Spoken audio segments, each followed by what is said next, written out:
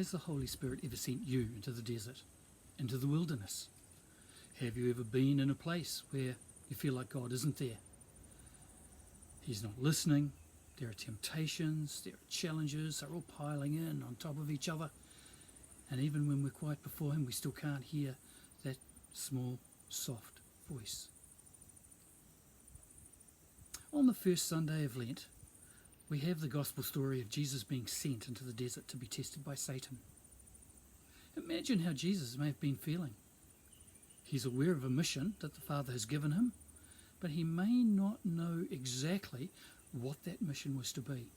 He knows one thing though, that there will be a big sacrifice to make, and that it will be the will of his Father in heaven. Have you ever been tested? Lost a job, a house, perhaps a family member? These are inescapable, but the Lord calls us to respond. He calls us to rise up. He calls us to overcome. But as is often happens, if you're anything like me, you fall short of that. And many will still be grieving and in pain for some time after.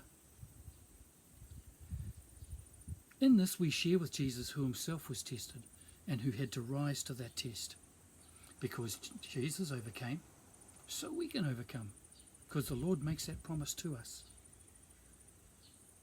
As we begin our Lenten journey, we will embark on a track that will begin with uncertainty, the wilderness, if you will, the desert. There will be temptations, there will be challenges.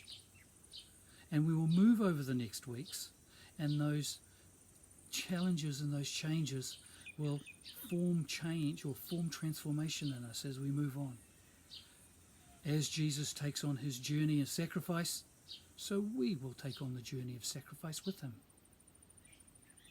Over the next weeks, he will draw us into that final event, that Easter event, that event that is our salvation, our reality.